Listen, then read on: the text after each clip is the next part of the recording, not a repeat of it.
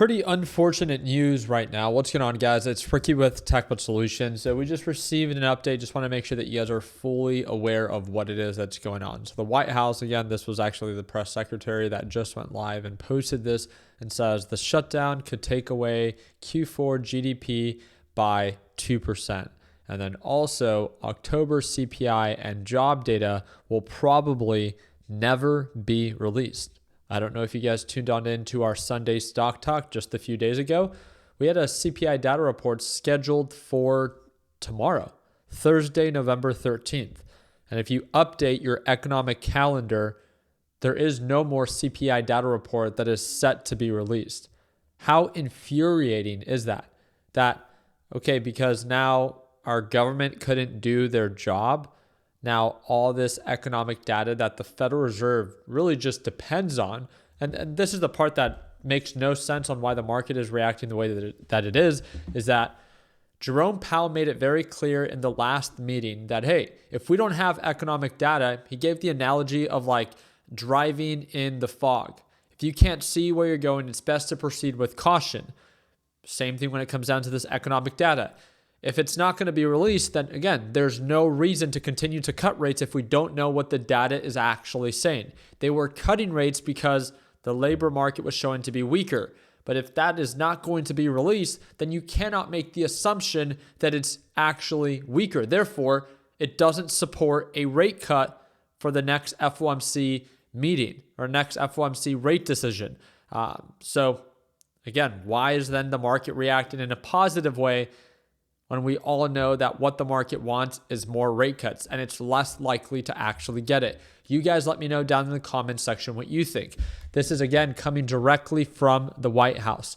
But as soon as that was announced, markets began to react in a positive way. We'll see if tomorrow, by the time that the markets open, and then shortly after, if price action continues to be bullish based off of the understanding that CPI from October is never going to be released, neither is the job reports. That's insane. That's if you actually are aware of like how important those economic reports are to the Federal Reserve and you've wanted them to cut rates, you would be, in need of those reports to be released so it could support a possible rate cut.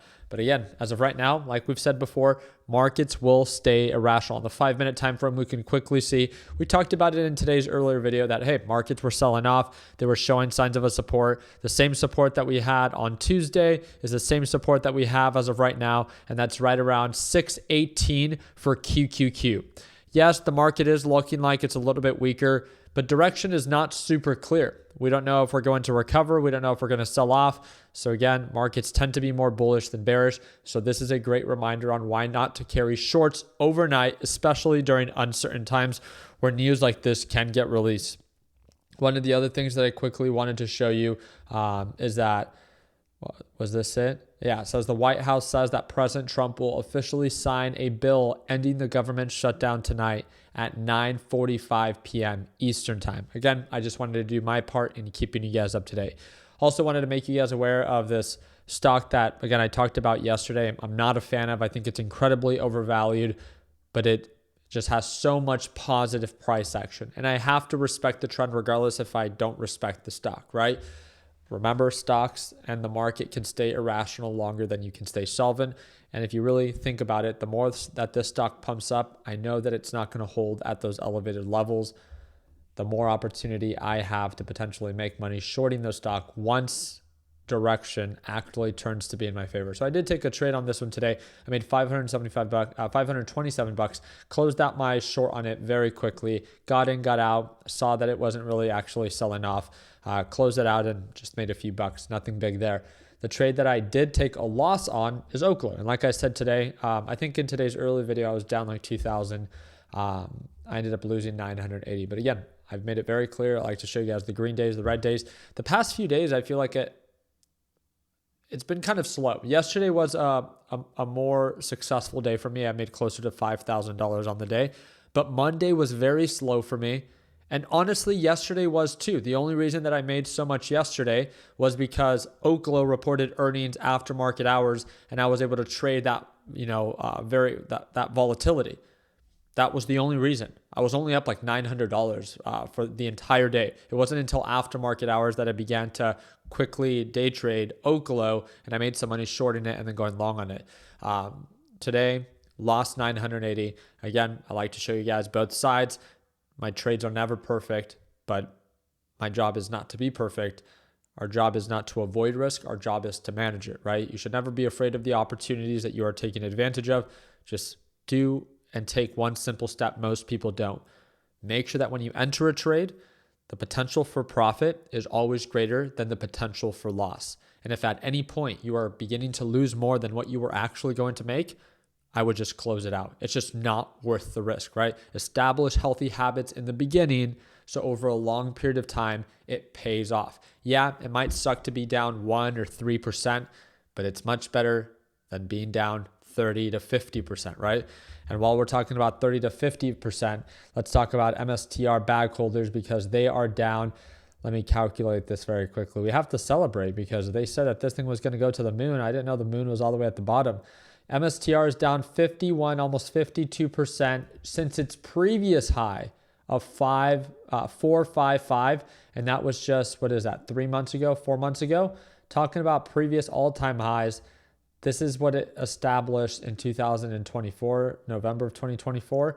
It's down 58%. But we don't even want to talk about that because obviously that's a very soft spot for MSTR bag holders because they haven't made new highs since 2024. But Bitcoin has made numerous all-time highs in 2025. Oh, but this is the ultimate money glitch, right? Yeah, for Michael Saylor, not for people that buy the stock, get diluted so he can borrow against your shares and continue to increase his average purchase price. If you think that this is bad, this is during a bull market. Imagine how bad it's going to get for MSTR during a bear market when Bitcoin falls below MSTR's average purchase price. Yikes. That's the part that I'm most excited for. But as of right now, even for those that are choosing to short it, we have a lot of people that are part of our team that have made so much money shorting this worthless company. But I want to remind you, we are approaching a previous support range that tends to find a support right around $200 per share. Patterns tend to repeat themselves. They don't always have to. If markets do begin to uptick, remember, risk to reward ratios, the upside potential is there. It does tend to recover. So just make sure that at any indication of a reversal, you don't bag hold like the bag holders that bought up here and are still holding the bag. And this is the part that really surprised me. You have people like this on X. I've asked numerous people that post about MSTR. I was like, hey, show your position. You're encouraging all these people to invest in MSTR. Show your position of you buying more at these elevated levels, or at these levels if you're so certain, right? And kudos to him, he actually did show, but the dude only has 10 shares. This can't be right. This can't be real. He has $2,200. He's down $1,000 on the open, down 31%. I can't like he spent all day promoting MSTR. Even if MSTR were to go to $1,000 per share. What? You made a few $1,000, if that. I just don't get it. Well, like he had to get margin called. He had to probably have a bunch of shares on the way up, added more as most crypto bros do, right? MSTR began to sell off, got margin called, and began to get liquidated. And that's what tends to happen with a lot of these, aggressive traders that are new to the market and or bag holders like this. Very unfortunate news, right? But we've been talking about it since the peak for MSTR. The same thing for quantum stocks, right? We've been talking about it nonstop. Overvalued, worthless companies that pumped up insane amounts within a very short period of time. So now what do you expect? They're all crashing. Well, Ricky, they're only down 30%. What do you mean? They only have 100% to lose. They've lost 1/3 of their value already, or at least NBIS did. There's ones that are even worse. I want to remind you, if markets begin to actually get worse, these speculative companies will always be the ones that crash the hardest, 43% retracement. So please, please, please be very careful. Look at this. Another example, Beyond Meat. Remember they try to pump up Beyond Meat? If you invested $10,000 in Beyond Meat in 2020, you would have $92 today. It is down 99%. I believe a lot of these speculative companies, if we do enter a downturn, not saying that we will, you can't predict the future. I'm just saying that if we do, I think a lot of them will be down 90 to 80% because, again, a lot of them lose hundreds of millions of dollars or are pre-revenue. So again, not a good setup while we begin to show signs of uncertainty. And it's not like MSTR is new to this. MSTR has crashed 90% before, and that's when Michael Saylor lost $6 billion in one day back in 2000 or just the year 2000 during the dot-com bubble. And it looks like MSTR is setting up for one of its biggest retracements ever before. So very excited to follow up. Again, I'll make sure that I do my part in keeping you guys up to date.